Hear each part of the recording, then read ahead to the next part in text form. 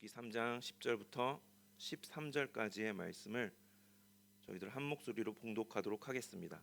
그가 이르되 내 딸아 여호와께서 내게 복 주시기를 원하노라. 내가 가난하건 부하건 젊은 자를 따르지 아니하였으니 내가 베푼 인애가 처음보다 나중이 더하도다.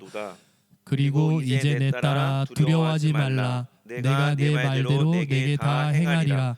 내가 현숙한 여자인 줄을 나의 성읍 백성이 다 아느니라. 참으로 나는 기업을 물을 자이나 기업 물을 자로서 나보다 더 가까운 사람이 있으니 이 밤에 여기서 머무르라. 아침에 그가 기업 물을 자의 책임을 내게 이행하려 하면 좋으니 그가 기업 물을 자의 책임을 행할 것이니라. 만일 그가 기업 물을 자의 책임을 내게 이행하기를 기뻐하지 아니하면 여호와께서 살아계심을 두고 맹세하노니 내가 기업 물을 자의 책임을 내게 이행하리라. 아침까지 누워 있을지니라 하는지라. 아멘. 모두가 잠든 시간, 모두가 타작마당에서 즐거운 이 탈곡을 끝내고 축제를 마치고 모두가 잠든 그 고요한 시간에 룻이 조용히 아무도 모르게 보아스에게 다가갔습니다. 다가가서 당신이 나의 기업 물을 자가 되십니다라고 하면서 이제 청혼을 하죠. 그러한 룻의 요청에 보아스가 응답을 하는데요. 다만 한 가지 변수가 있다고 룻에게 이야기합니다. 자신보다 더 가까운 친족의 존재가 있다라고 알려주면서 그 친족이 어떤 의사를 밝히느냐에 따라서 상황이 달라질 수 있다라고 이야기를 하죠. 하지만 그 친족이 고엘의 책임을 물으지 않는다면 내가 약속하건대 반드시 내가 너가 말한 대로 그 책임을 내가 다하겠다라고 하는 게 오늘 본문의 내용입니다. 보아스는 이렇게 룻을 안심시켜주면서 이제 이야기를 하는 이제 오늘 본문의 내용인데, 이 보아스의 말을 이렇게 보시면 룻이 베푼 그 인애에 대해서 칭찬하는 부분이 나옵니다. 그 표현을 보시면 이렇게 이야기하는데요. 이제 표현이 조금 다릅니다만 처음이네라고 하는 표현을 쓰고 또 나중이네라고 하는 표현을 쓰죠. 네가 베푼 인애가 처음보다 나중이 더하다라고 이렇게 이야기를 하죠. 그러니까 나중이네라고 이야기할 수 있는 이 부분이 이 인애가 더 크다라고 이야기를 하는데, 그 처음이네, 나중이네 이게 무엇을 의미하는가? 왜 이렇게 구분을 짓는 것일까? 인애라고 하는 것을 헤세드라고 말씀을 드렸습니다. 헤세드는 의무가 없지만 자발적인 충성과 사랑을 상대방에게 베푸는 것이라고 말씀을 드렸습니다. 룻이 그 인애를 베풀었는데 보아스는 그녀가 보여준 인애를 둘로 구분지어서 이제 이야기를 하는데, 오늘은 그래서 이 처음 인애와 나중 인애에 대해서 잠깐 나눠보도록 하겠습니다. 첫 번째는 처음 인애입니다. 처음 인애가 무엇인가? 보아스는 룻을 가리켜서 이제 현숙한 여인이라고 이야기를 하죠. 현숙한 여인. 이것은 보아스 자신만의 생각이 아니라 성읍 사람들, 그 지역에 사는 사람들이 다 그렇게 룻을 이야기하고 있다. 룻을 그렇게 보고 있다라고 합니다. 현숙한이라고 하는 이 원어의 뜻은 힘이라고 하는 뜻이라고 합니다. 힘. 그러니까 우리말로 바꿔서 직역을 하자면 강한 힘을 가진 여인, 룻이 그런 힘을 가진 여인이다라고 하는 것인데요. 그러면은 룻이 어떤 힘을 갖고 있다라는 것일까? 이 룻은 사회적으로 봤을 때 나오미와 마찬가지로 남편과 사별한, 그리하여서 사회 속에서 사회적으로 홀로 남겨진, 버려진 것과 다름이 없는 보호를 받아야만 하는 그러한 연약한 여인으로밖에 보이지 않습니다만, 사실은 그녀에게 힘이 있다라는 것을 이제 보아스가 그녀의 이 모습을 간파하고 있다라는 것이죠. 어떠한 힘인가? 홀로 남겨진 시어머니를 붙쫓는 힘이 그녀에게 있었다라는 것입니다. 살아갈 힘을 잃은 이 시어머니를 먹여 살리기 위한 힘이 룻에게는 있었다라고 보아스가 보고 있는 것이죠. 보아스만이 아니라 그 성읍 사람들이 다 그렇게 보고 있다라는 것이죠. 세상에 버려진 나오미를 내버려 두지 않고 함께 곁에 있으면서 시어머니를 위해서 어떠한 굳은 일도 마다하지 않고 다 감당해내는 그러한 힘이 그녀에게 있었다라는 것입니다. 그러니까 그런 것들을 마다하지 않는, 기꺼이 자발적으로 나서서 책임지려 하는 그러한 힘, 이것이 바로 룻이 보여준 처음 인애다라는 것을 우리가 생각해 볼 수 있습니다. 그런데 룻이 보여준 이러한 처음 인애라고 할 수 있는 이 힘은 보아스를 지칭하는 표현이 있지 않습니까? 유력한 자. 이것과 상통하다라는 것을 우리가 생각해 볼 수 있습니다. 유력함이라고 하는 표현 역시 그 원어적 의미를 따져보면 힘을 의미하고 있기 때문입니다. 그러니까 현숙한이라고 하는 원래 뜻과 유력함이라고 하는 이 뜻은 단어적으로 의미가 통합니다. 근데 단어의 의미만 통하느냐? 그렇지 않다라는 것이죠. 유력한 보아스의 모습과 룻의 모습이 흡사하다라는 것을 우리는 알 수 있는 것이죠. 룻이 시어머니에게 처음 인애를 베푼 그것처럼 보아스도 어땠습니까? 2장에 보시면 룻에게 그러한 인애를 베풀고 있지 않습니까? 밭에서 이삭 줍고자 하는 그 허락을 구하는 그녀에게 단지 그럼 가서 주어라 허락만 한 게 아니죠. 그녀가 안전하게 안심하며 이 이삭을 주울 수 있도록 안전을 보장해주고 또한 평안함을 가질 수 있도록 함께 식사하는 그러한 식사 자리에도 초대해주고 평안함을 제공하여 주었습니다. 가장 중요했던 게 무엇입니까? 이삭을 얼마나 많이 줍느냐였는데 그것마저도 정말 일의 성과가 대단하다 할 수 있을 만큼 큰 영향을 보아스가 룻에게 끼친 것이죠. 룻이 시어머니를 책임진 것처럼 보아스도 이 룻을 책임졌습니다. 이렇게 본다면 보아스의 유력함 그리고 오늘 본문에 나오는 룻의 현숙함, 이것은 서로 같은 의미다라는 것을 우리가 생각해 볼 수 있는 것이죠. 그래서 이것을 학자들은 표현하기를 현숙함보다는 룻의 유력함이라고 표현하는 게 보아스를 표현하는 것처럼 오히려 현숙함보다는 유력함이라고 표현하는 게 더 맞다라고 이야기하는 학자들도 있습니다. 결론적으로 보아스 역시도 룻이 그랬던 것처럼 처음 인애를 베풀었다라고 우리는 이야기할 수 있는 것입니다. 둘째인데요, 나중 인애에 대해서 한번 생각해 보도록 하겠습니다. 이 나중 인애는 두 가지를 생각해 볼 수 있을 것입니다. 첫 번째는 무엇이냐? 그녀가 위험을 감수했다라는 것을 우리가 나누었습니다. 탈곡하는 날에 대해서 함께 나누었었죠. 이 탈곡하는 날, 이 타작마당에 밤중에 여인 혼자서 나아간다는 것이 위험하다라고 하는 이야기를 제가 드렸습니다. 어떻습니까? 여인 혼자서 밤중에 그러한 남자들만 있는 곳에 혼자 돌아다니다가 발각되면 어떤 해코지를 당할지 모를 일이었죠. 그리고 그렇게 하다가 누군가의 어떠한 조금 안 좋은 소문을 의도적으로 퍼뜨린다면 이스라엘 사회 내에서 율법에 의해서 그 이상한 소문 때문에 이렇게 안 좋은 여인으로 찍혀서 율법적으로 생명까지 위협받을 수 있는 그러한 위험한 상황에 놓일 가능성이 바로 탈곡하는 날 타작마당에 나가는 일이었습니다. 그럼에도 룻은 시어머니를 위해서 그리고 엘리멜렉 집안을 위해서 그 위험을 감수했다라고 말씀을 드렸었습니다.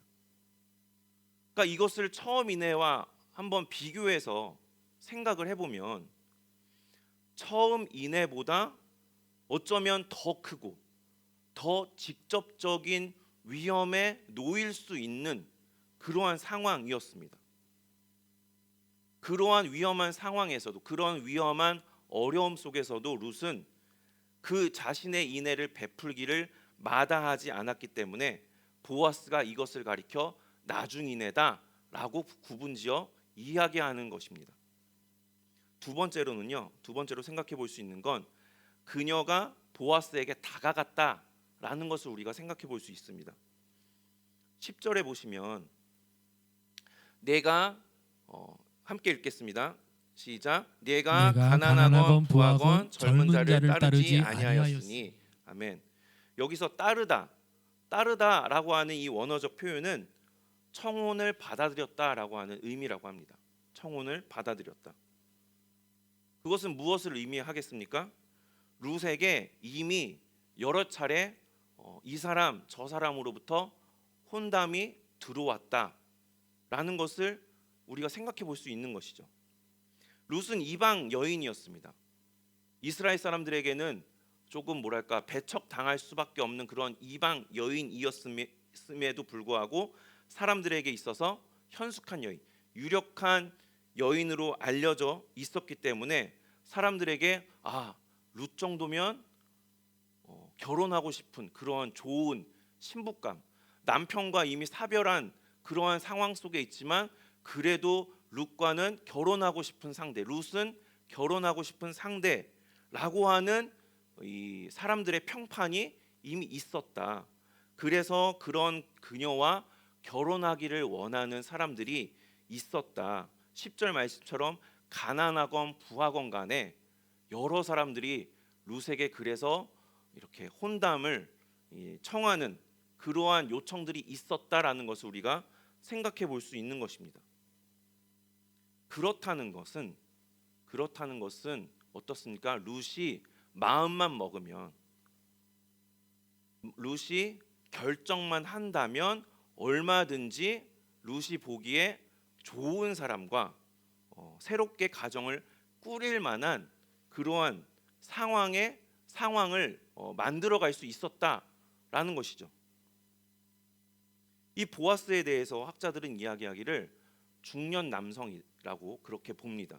근데 그냥 중년 남성이 아니라 보아스를 향하여서 내 딸아라고 부르는 것을 보면 적어도 20년 이상은 나이 차이가 굉장히 많이 났을 그러한 룻에 비해서 굉장히 나이가 많은 그런 중년 남성으로 봅니다.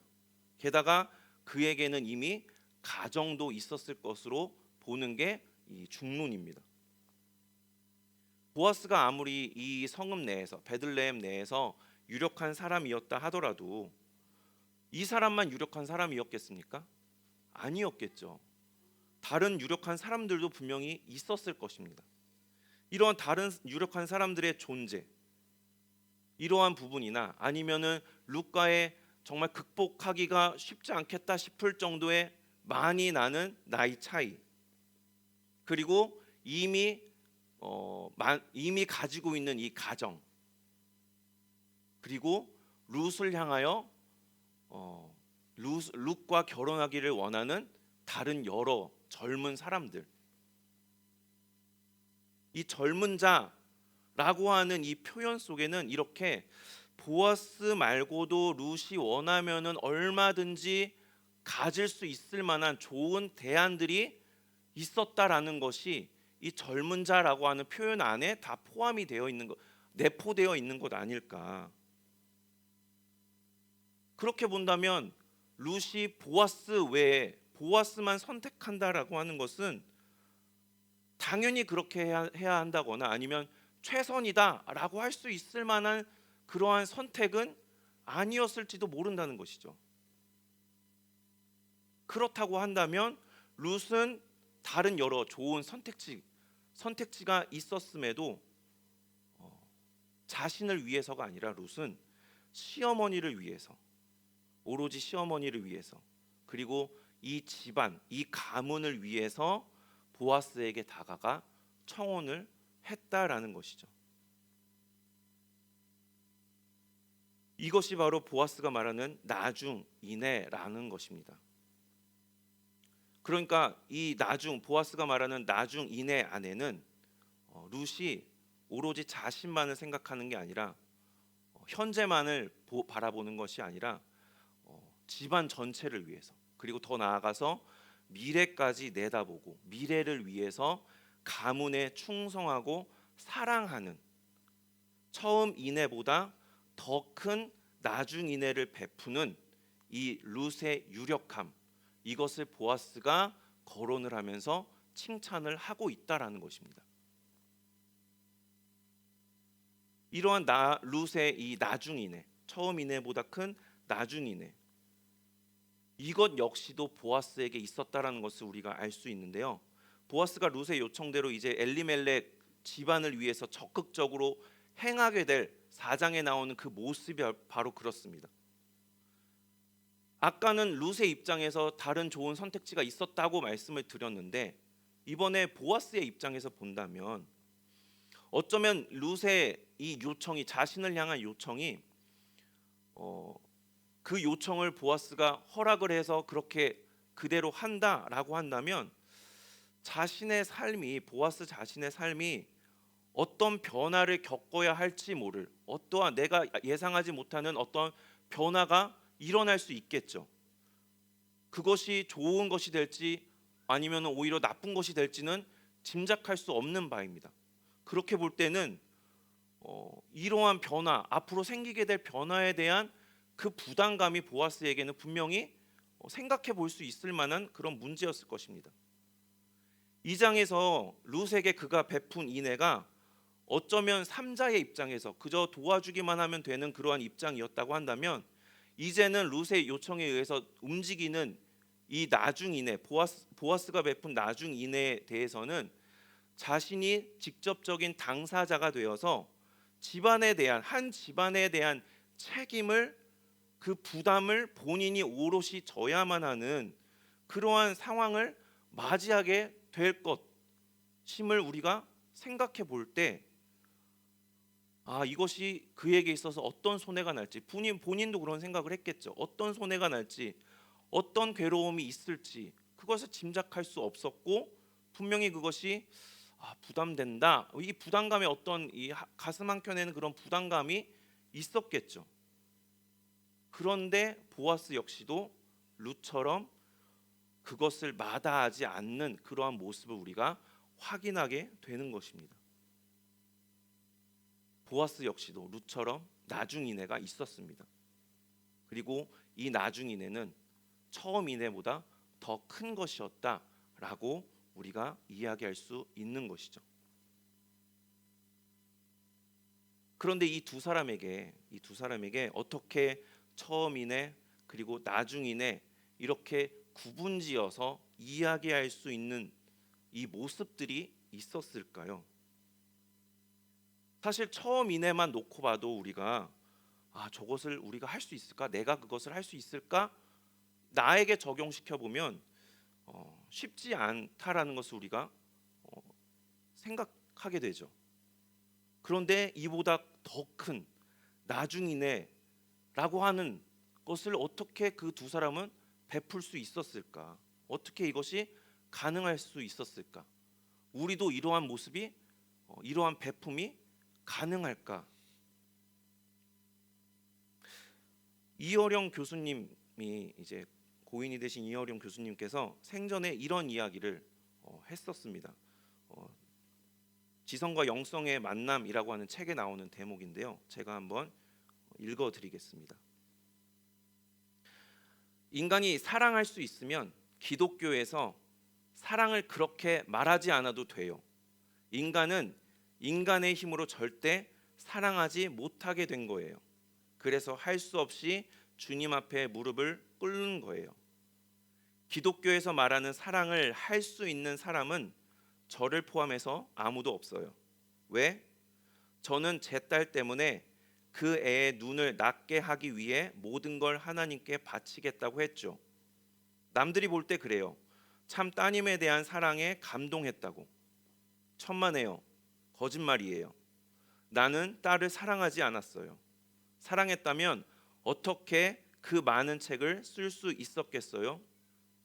그 아이들이 내가 아비라고 잠옷바람으로 아빠 하고 문을 열면 글 쓰는데 방해되니까 가라 그랬어요.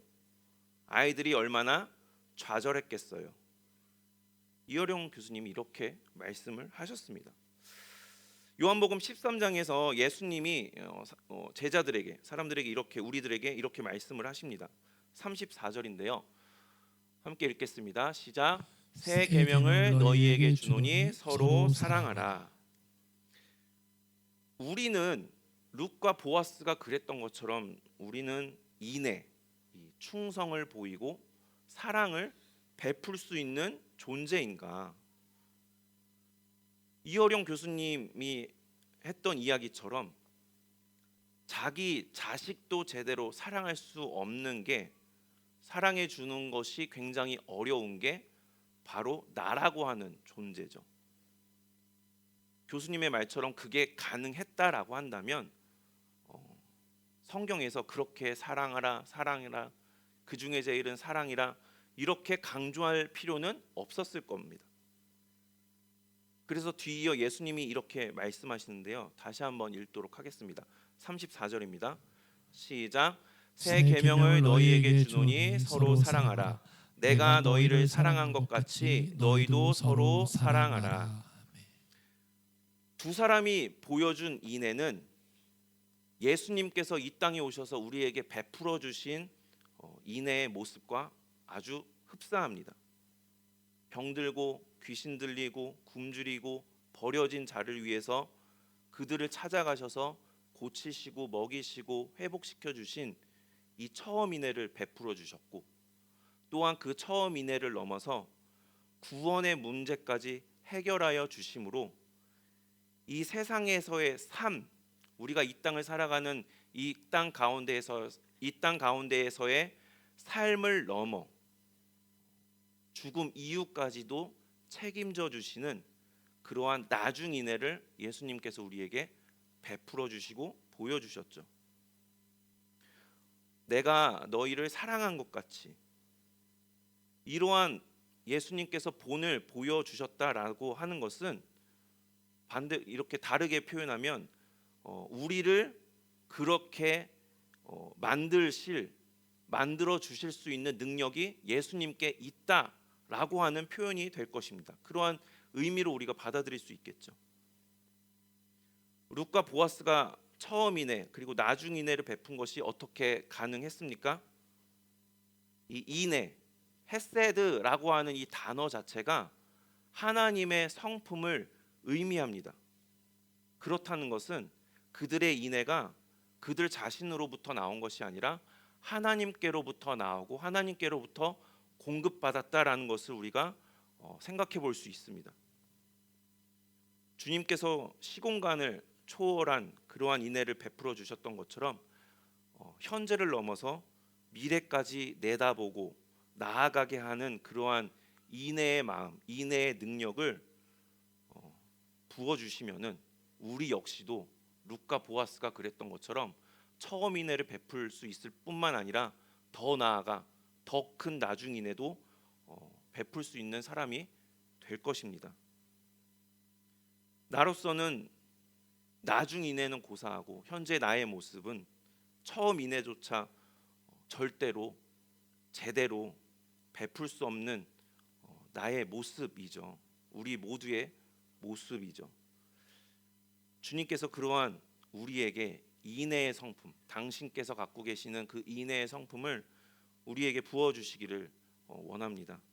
현재를 넘어서 미래까지 바라보면서 더 큰 나중 인애를 베풀 수 있는 기대감이 우리에게 그러한 기대감을 가질 수 있게 되는 그러한 우리 모습 되기를 소망합니다.